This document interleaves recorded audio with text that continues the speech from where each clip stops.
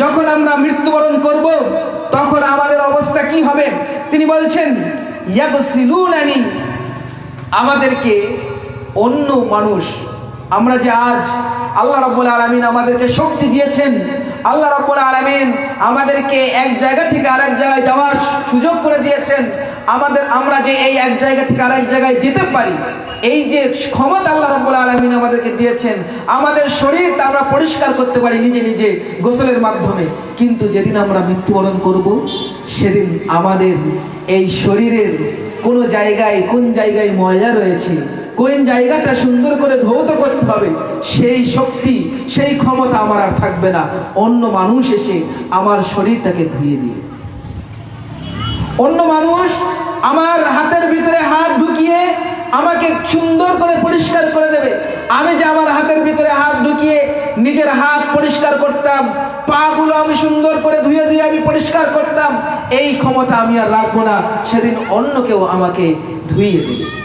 ইয়াকফিনুনানি, এবং আমাদের কাফন পরিধান করিয়ে দেবে অন্য মানুষ। আমরা যে নিজেদের পোশাক আমরা পরিধান করতে পারতাম, সেই দিন মৃত্যুবরণ যেদিন আমরা করব সেদিন আমাদের এই কাফন আমরা আর নিজে নিজে পরিধান করতে পারবো না। সেদিন অন্য মানুষ আমাদেরকে ওই কাফন পরিয়ে দেবে। এছাড়াও সেই লেখক আরো লিখছেন ইয়াখরিজুনানি মিন বাইতি। একটাবার ভেবে দেখুন, আমরা যে আজ মহা অট্টালিকা বানাচ্ছি, আমরা যে আজ বড় বড় প্রাসাদ বানাচ্ছি এবং ফ্ল্যাট এবং বিল্ডিং এ বসবাস করছি, যেখানে আমরা শান্তিতে ঘুমাই, যেখানে আমাদের সুন্দর বেড করা রয়েছে, যেখানে যে আমরা ঘুমাই, সেই জায়গা থেকে, সেই বাসস্থান থেকে আমাদেরকে বাহির করে নিয়ে আসা হবে। আমরা যে আজ মহা অট্টালিকার ভিতরে থাকি, মানুষ আমাদের সঙ্গে দেখা করতে চাইলে প্রথমে আগে অ্যাপয়েন্টমেন্ট লাগে, আগে আমাদের সঙ্গে দেখা করতে গেলে আগে সর্বপ্রথম অনুমতি নিতে হয়, তারপরে আমাদের সঙ্গে দেখা করতে পারি। আর যেদিন আমরা মৃত্যুবরণ করব সেদিন আমাদেরকে ওই মহা অট্টালিকা থেকে, ওই মহা প্রাসাদ থেকে, বড় বিল্ডিং থেকে আমাদেরকে বাহির করে দেওয়া হবে, আমাদেরকে বের করে দেওয়া হবে। আমরা আর সেই অট্টালিকার, সেই প্রাসাদের মালিক আর থাকবো না। তাহলে ভেবে দেখুন যে এই মৃত্যুর অনুভূতিটা কতটুকু। একটাবার চিন্তা করবেন, বাড়ি যেয়ে বালিশে মাথাটা দিবেন, দিয়ে চিন্তা করবেন আমি তো মারা গেলে আমার অবস্থা এমনই হবে। শুধু তাই নাই, ইয়াযহাবুনা বিল মাসাকিনিল জাদিদ, এবং আমাদেরকে নিয়ে যাওয়া হবে আমাদের নতুন বাড়িতে। নতুন বাড়ি কোনটি? ওই যে বাঁশবাগানে অন্ধকারাচ্ছন্ন 3.5 হাত মাটির নিচে, যেখানে দেয়াল মাটি, বিছানা মাটি এবং উপরে থাকবে বাঁশের ছাউনি, আর তার উপরে আবার মাটি, অন্ধকার একেবারে কালো, যেখানে আপনি আপনার নিজের হাতটুকু আপনি দেখতে পাবেন না। সেই অন্ধকারাচ্ছন্ন কবরে, সেই নতুন বাসস্থানে আমাদেরকে নিয়ে যাওয়া হবে। যেদিন আমরা মৃত্যুবরণ করব সেদিন আমাদেরকে ওই বাসস্থানে আমাদেরকে নিয়ে যাওয়া হবে, যেখানে কোনো কিছুই থাকবে না, কোনো যোগাযোগ মাধ্যম থাকবে না, কিছুই থাকবে না। সেই জায়গায় আমাদেরকে যেতে হবে।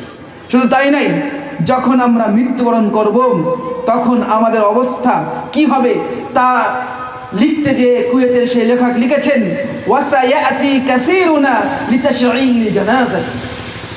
যেদিন আমরা মৃত্যুবরণ করব তখন আমাদের আত্মীয় স্বজনরা তারা আমাদেরকে বিদায় জানানোর জন্য, শেষ বিদায় দেওয়ার জন্য একত্রিত হবে। তারা তাদের বিভিন্ন প্রকারের কাজকর্মকে ফেলে রেখে ছুটে আসবে এবং আমাদেরকে বিদায় দেওয়ার জন্য তারা চলে আসবে, আমরা যাতে করে বিদায় নিতে পারি। আমাদের জন্য তারা দোয়া করবে, আল্লাহুম্মা গফির লাহু ওয়ারহামহু। তারা দোয়া করবে, আল্লাহ আপনি তাকে ক্ষমা করুন, তার প্রতি রহম করুন। এই দোয়া তারা করতে থাকবে। কারণ কি? আমরা আর এই পৃথিবীর মানুষ নই, আমরা চলে যাব সেদিন পরকালে। এছাড়াও সেই লেখক আরো লিখছেন, ওয়া আমওয়ালি সিয়াযহাবু হালালান লিল ওয়ারাসাতি। আমার যে ধন সম্পদকে আমি গচ্ছিত করে রেখেছি, যে ধন সম্পদের মোহে পড়ে, যে ধন সম্পদের ভালোবাসায় আমার অহংকার এত বেড়ে গিয়েছে যে ধন সম্পদের কারণে আমি আর অন্য মানুষদেরকে মানুষ বলে মনে করি না। আমি অন্য মানুষদেরকে বিভিন্নভাবে টর্চার করতে থাকি, তাদেরকে দাবিয়ে রাখতে চাই। সেই ধন সম্পদ আমার মৃত্যুর পরে চলে যাবে আমার ওয়ারিসদের কাছে, আমার সন্তান সন্ততিদের কাছে। অথচ তখন আবার সেই লেখক লিখছেন যে বাইনামা আনা সাউহাসিবু আলাইহা, অথচ সেই ধন সম্পদের সেই ধন সম্পদের ব্যাপারে আল্লাহ রাব্বুল আলামিনের কাছে আমার যে জবাবদিহি তা চালু হয়ে যাবে, আমার হিসাব নিকাশ চালু হয়ে যাবে। যে ধন সম্পদ আমি একত্রিত করেছিলাম, যে ধন সম্পদ আমি গচ্ছিত করেছিলাম, যে ধন সম্পদ গচ্ছিত করতে যে হারাম হালাল আমি বাজ বিচার করিনি, সেই ধন সম্পদ তো আমার ওয়ারিসের হাতে চলে যাবে এবং তারা তো সেটা নিয়ে ভোগ বিলাস করতে থাকবে। ইতিমধ্যে আল্লাহ রাব্বুল আলামিনের কাছে সেই ধন সম্পদের ব্যাপারে আমাদের প্রত্যেকের জবাবদিহি হতে হবে, আমাদের প্রত্যেককে সেই ধন সম্পদের ব্যাপারে জিজ্ঞাসিত করা হবে। তখন আমরা জবাব দিতে ব্যস্ত থাকবো, অথচ সেই ধন সম্পদ নিয়ে আমার সন্তান সন্ততিরা আয়েশ করতে থাকবে। প্রিয় উপস্থিতি, শুধু তাই নাই, এছাড়াও সেই লেখক আরো লিখছেন যে আমরা যখন মৃত্যুবরণ করব তখন আমাদের কি কি হারাতে হবে। আল্লাহ রাব্বুল আলামিন আমাদেরকে তিনি বলছেন লাকাদ খালাকনাল ইনসানা ফি আহসানি তাকবীর। আল্লাহ রাব্বুল আলামিন আমাদেরকে সৌন্দর্যের অধিকারী করে বানিয়েছেন। আমাদের প্রতিটি অঙ্গ প্রত্যঙ্গ আল্লাহ রাব্বুল আলামিন সুন্দরভাবে, আমাদের যে অবয়বটা সুন্দর করে আল্লাহ রাব্বুল আলামিন সৃষ্টি করেছেন। এই সৌন্দর্যের যে অহংকার, সেই অহংকারে আমরা আজ আমাদের পার মাটিতে পড়ে না। কিন্তু যেদিন আমরা মারা যাব সেদিন আমরা সর্বপ্রথম যেটা হারাবো তা হচ্ছে আল জামাল, আমাদের সৌন্দর্য। আমাদের এই যে সুন্দর চেহারা আমরা সেদিন হারিয়ে ফেলবো, আমাদের এই সৌন্দর্যের অধিকারী আর আমরা থাকতে পারবো না। এছাড়াও সেই লেখক আরো লিখছেন ওয়াল মালু, আমাদের ধন সম্পদ আমরা হারিয়ে ফেলবো, সেদিন আমাদের ধন সম্পদের মালিক আর আমরা থাকবো না। এছাড়াও তিনি আরো লিখছেন আসিহাতু, আল্লাহ রাব্বুল আলামিন আমাদেরকে একটা উত্তম বা একটা সর্বোচ্চ নিয়ামত দান করেছেন, যে নিয়ামতটা হচ্ছে সুস্থতা। এই সুস্থতা আর আমরা সেই সুস্থতার অধিকারী আমরা আর থাকতে পারবো না। সেদিন আমরা অসুস্থ হয়ে যাব, সেদিন আমরা কি হয়ে যাব আমরা নিজেও জানি না। আমাদের এই সুস্থ শরীর একেবারে সুটান হয়ে পড়ে থাকবে, সেদিন আমরা আর উঠে দাঁড়াতে পারবো না। যেদিন আমরা মারা যাব এই সিহাতু অর্থাৎ আমাদের যে স্বাস্থ্য, এটাকে আমরা হারিয়ে ফেলবো। এছাড়াও আমরা যে আজ আমাদের সন্তান সন্ততিদেরকে মানুষ করার জন্য আমরা আজ দুনিয়াকে বেশি প্রাধান্য দিয়েছি, তাদেরকে আমরা মানুষ করার জন্য, ডাক্তার ইঞ্জিনিয়ার বানানোর জন্য, তাদের পিছনে পয়সা খরচ করার জন্য আমরা হালাল হারামকে আমরা বাজ বিচার করি না। তাদেরকে বড় করার জন্য আমরা যে অর্থ উপার্জন করে তাদের পিছনে খরচ করেছি, সেই ধন সম্পদ খরচ করে কৃত যে সন্তান সন্ততি অল ওয়ালাদু, সেই সন্তান সন্ততিদেরকে আমরা হারাবো, সেই সন্তান সন্ততিদেরকে আমরা হারাবো। কিন্তু আমরা যদি সেই সন্তান সন্ততিদেরকে কাজে লাগাতে চাই বা মৃত্যুর পরে যদি সেই সন্তান সন্ততি আমাদের কাজে আসতে চাই, যদি আমাদের কাজে যদি আমরা নিয়ে আসতে চাই, তাহলে আমাদের কাজ করতে হবে কি, সেই সন্তানদেরকে নেক সন্তান বানাতে হবে। সেই সন্তানদেরকে আল্লাহ রাব্বুল আলামিনের সুসন্তান, আল্লাহ রাব্বুল আলামিনের নেক বান্দা হিসেবে গড়ে তোলার চেষ্টা করতে হবে।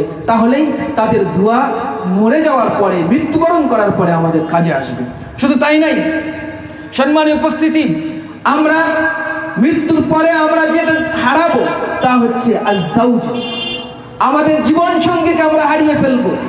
আমাদের জীবন সঙ্গী যাদেরকে আমরা নির্বাচন করার জন্য এত বেশি আমরা পরীক্ষা নিরীক্ষা করি, বা যাদের ভালোবাসায় আমরা নিজেদের অস্তিত্ব ভুলে যেয়ে আমরা কোথায় হারিয়ে যাই বুঝতে পারি না।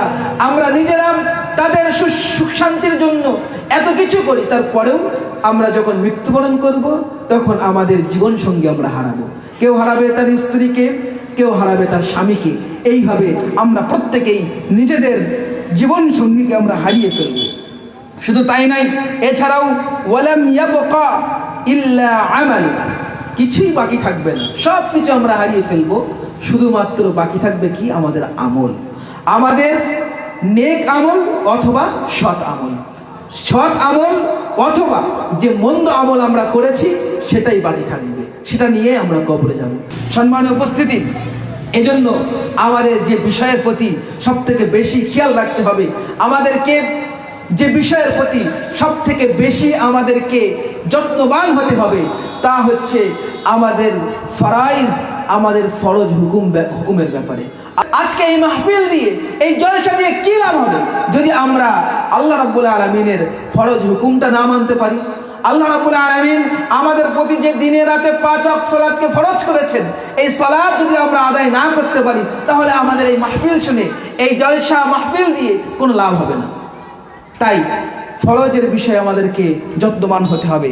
এছাড়াও নওয়াফিল এবং নফল ইবাদতের ব্যাপারে আমাদেরকে যত্নবান হতে হবে। এছাড়াও as-সাদাকাতু সিরর, গোপন দানের ব্যাপারে আমাদেরকে যত্নবান হতে হবে। আমরা আজ দান করতে চাই না, আমরা মনে করি যদি আমরা দান করি তাহলে আমাদের ধন সম্পদ সব ধ্বংস হয়ে যাবে, এমন মনে করি আমরা কেউ। যদি আমরা যাকাত বাহির করি তাহলে হয়তো আমার অর্থ সব নষ্ট হয়ে যাবে। এমন ব্যক্তি কে কে আছেন যারা এইরকম কথা মনে করেন যে আমাদের দান করলে আমাদের ধন সম্পদ সবকিছু শেষ হয়ে যাবে? মনে রাখবেন, আল্লাহ রাব্বুল আলামিন পবিত্র কোরআনে আমাদেরকে বলেছেন যে তোমরা একটা জিনিসের দিকে ছোট, একটা জিনিসের জন্য তোমরা প্রতিযোগিতা করো। আমরা যে আজ এই পৃথিবীর যে ধনসম্পদ, এই যে মহা অট্টালিকা, প্রাসাদ বা বিজনেস, ব্যবসা, এই সমস্ত বিষয়ের প্রতি যতটা আমরা প্রতিযোগিতা করি, যতটা আমরা ছুটে যাই, এই ছোটা আমাদের জন্য কতটা কল্যাণকর সেটা তো পরের কথা, কিন্তু আল্লাহ রাব্বুল আলামিন আমাদেরকে একটা দিকে ছুটতে বলেছেন। সেটা কোন দিকে? একটা বিষয়ের প্রতি আল্লাহ রাব্বুল আলামিন আমাদেরকে প্রতিযোগিতা করতে বলেছেন। সেটা কিসের? একটাবার ভেবে দেখুন। আল্লাহ রাব্বুল আলামিন তিনি আমাদেরকে জানিয়েছেন যে আমাদের কোন দিকে ছুটতে হবে। আল্লাহ রাব্বুল আলামিন তিনি বলছেন, ওয়াসারিউ ইলা মাগফিরাতিন মির রাব্বিকুম ওয়া জান্নাতিন আরদুহাস সামাওয়াতি ওয়াল আরদ উইদ্দাত লিল মুত্তাকিন। আল্লাহ রাব্বুল আলামিন তিনি বলছেন যে তোমরা ছোট, তোমরা দৌড়াও, তোমরা প্রতিযোগিতা করো, তোমরা কম্পিটিশন করো। কিসের দিকে? ইলা মাগফিরাতিন মির রাব্বিকুম, তোমার রবের ক্ষমার দিকে। তোমার রবের ক্ষমা কিভাবে পাবে, তোমার রব তোমাকে ক্ষমা কিভাবে করবে, সেই দিকে তুমি ছোট, সেই দিকে তুমি অগ্রসর হও, যাতে করে তুমি তোমার রবের ক্ষমা পেতে পারো। এই দিকে আল্লাহ রাব্বুল আলামিন আমাদেরকে ছুটতে বলেছেন। ওয়া জান্নাতিন আরদুহাস সামাওয়াতি ওয়াল আরদ, এবং সেই জান্নাতের দিকে ছোট, যে জান্নাতের প্রশস্ত আল্লাহ রাব্বুল আলামিন বর্ণনা করছেন যে জান্নাত দুনিয়া এবং আসমান সমূহ বড়, এই জান্নাতের দিকে তোমরা ছোট। এবং আল্লাহ রাব্বুল আলামিন তিনি বলছেন উইদ্দাত লিল মুত্তাকিন। আল্লাহ রাব্বুল আলামিন তিনি বলছেন এই জান্নাতকে আল্লাহ রাব্বুল আলামিন নির্মাণ করেছে কাদের জন্য? মুত্তাকিদের জন্য। এখন এই মুত্তাকিদের বৈশিষ্ট্য আল্লাহ রাব্বুল আলামিন বর্ণনা করছেন। একটাবার ভেবে দেখুন, কেন আমি বললাম যে যত্নবান হতে হবে আমাদের গোপন দানের ব্যাপারে। এই বিষয়টা একটু মাথা ঠান্ডা করে সুন্দরভাবে শুনুন। আমাদের কেন এই গোপন দানের ব্যাপারে আমাদের যত্নবান হতে হবে? আল্লাহ রাব্বুল আলামিন এই মুত্তাকিদের জন্য যে জান্নাত নির্মাণ করেছেন, এই মুত্তাকিদের কিছু বৈশিষ্ট্য রয়েছে। সেই বৈশিষ্ট্যগুলো কি? আল্লাহ রাব্বুল আলামিন সূরা আলে ইমরানের 134 নম্বর আয়াতে বলছেন, আল্লাযীনা ইউনফিকুনা ফিস সাররাই ওয়াদ দাররা। আল্লাহ রাব্বুল আলামিন তিনি পবিত্র কোরআনে বলছেন যে মুত্তাকি হচ্ছে তারাই যারা ইউনফিকুনা ফিস সাররাই ওয়াদ দাররা, যারা সচ্ছল অবস্থায়, অর্থাৎ ধনী অবস্থায় এবং অসচ্ছল অবস্থায়, অর্থাৎ গরিব অবস্থায়, সর্ব অবস্থাতেই আল্লাহ রাব্বুল আলামিনের রাস্তায় দান করতে থাকে, তারা হচ্ছে মুত্তাকি। এখন আমরা কি মুত্তাকি হতে চাই কি চাই না? মুত্তাকি আমরা হতে চাই কি চাই না? আল্লাহ রাব্বুল আলামিন আমাদেরকে ভালোবাসেন বলেই আল্লাহ রাব্বুল আলামিন আমাদেরকে মুত্তাকি হওয়ার সুযোগ করে দিয়েছেন। আল্লাহ রাব্বুল আলামিন তিনি বলছেন, ওয়া মা তুনফিকু মিন শাইইন ফি সাবিলিল্লাহ ইউওয়াফা ইলাইকুম ওয়া আনতুম লা তুজলামুন। আল্লাহ রাব্বুল আলামিন তিনি বলছেন যে তোমরা আল্লাহ রাব্বুল আলামিনের রাস্তায় যা কিছু দান করবে, আল্লাহ রাব্বুল আলামিনের রাস্তায় যা কিছু তোমরা সাদকা করবে, ইউফা ইলাইকুম, তোমাদের তা আবার ফিরিয়ে দেওয়া হবে, তোমাদেরকে ফিরিয়ে দেওয়া হবে। অথচ আল্লাহ রাব্বুল আলামিন তিনি বলছেন ওয়া আনতুম লা তুজলামুন, এবং তোমাদের প্রতি কোনো রকম ভাবে জুলুম করা হবে না। আজকে যদি আমরা সমাজের দিকে তাকাই তাহলে দেখতে পাই যে আমাদের সমাজে আমরা যদি কারো কাছ থেকে টাকা ধার নিই, সেই টাকাটা ফেরত দিতে যেয়ে দেখা যায় যে কিছু বেশি টাকা দিয়ে ফেরত দিতে হয়। এমন ব্যক্তি আমাদের গ্রামে আছে? এই গ্রামে মনে হচ্ছে নেই, এই গ্রামে মনে হচ্ছে নেই। ওই টাকা বেশি দিয়ে ফেরত দিতে হয় এরকম লোক আছে কেউ এখানে? আল্লাহ যেন সেই রকম ব্যক্তি আমাদের এই গ্রামে না রাখেন। এই যে সুদ, সুদ নিয়ে মানুষের প্রতি জুলুম করা, আপনি যে মানুষকে উপকার করছেন এটা তো ভালো কথা, কিন্তু আপনি যখন সেই টাকার প্রতি ইন্টারেস্ট লাগাবেন, এই যে সুদের টাকা নিয়ে আপনি কখনোই আল্লাহ রাব্বুল আলামিনের কাছে যে আপনি কখনোই সফল কাম হতে পারেন না। আল্লাহ রাব্বুল আলামিনের কাছে ওই অপবিত্র রিজিক নিয়ে আপনি কখনোই সফল কাম হতে পারবেন না। ইন্নাল্লাহা তাইয়্যিবুন লা ইয়াকবালু ইল্লা তাইয়্যিবা, আল্লাহ রাব্বুল আলামিন হচ্ছে তিনি পবিত্র, লা ইয়াকবালু ইল্লা তাইয়্যিবা। আল্লাহ রাব্বুল আলামিন সেই পবিত্র ছাড়া কিছুই আল্লাহ রাব্বুল আলামিন কবুল করেন না। এখন আমি যদি কাউকে টাকা ধার দিয়ে বেশি টাকা নিই, সেই টাকার অ্যামাউন্টটা বেশি করে ফেরত নেওয়ার সময় নেই, তাহলে সেই ধনসম্পদ আর পবিত্র থাকবে? সেই ধনসম্পদ আর পবিত্র থাকবে? তাহলে সেই ধনসম্পদ গ্রহণ করে আমি যদি মহাঅট্টালিকা বানাই আর প্রতিদিন আমি বিরিয়ানি এবং ফ্রাইড রাইস এবং বিভিন্ন নামি দামি খাবার খাই, সেই খাবার খেয়ে যদি আল্লাহ রাব্বুল আলামিনের ইবাদত করি, তাহলে আল্লাহ রাব্বুল আলামিন কি কবুল করবেন? কখনোই করবেন না। কিন্তু আল্লাহ রাব্বুল আলামিন কি বলছেন? আল্লাহ রাব্বুল আলামিন তিনি বলছেন যে আল্লাহ রাব্বুল আলামিনের রাস্তায় যদি আমরা দান করি, তাহলে আল্লাহ রাব্বুল আলামিন সেই দানের অর্থ তো ফিরিয়ে দেবেনই, এবং ওয়া আনতুম লা তুজলামুন, এবং আমাদের প্রতি কোন রকম ভাবে জুলুম করা হবে না। তাহলে আল্লাহ রাব্বুল আলামিন আমাদের প্রতি কোনো জুলুম করবেন না। আবার এই দুনিয়াতে দেখা যায় আপনি যদি কাউকে টাকা ধার দেন, সেই টাকা ফেরত নেওয়ার সময় তার আর চেনা যায় না।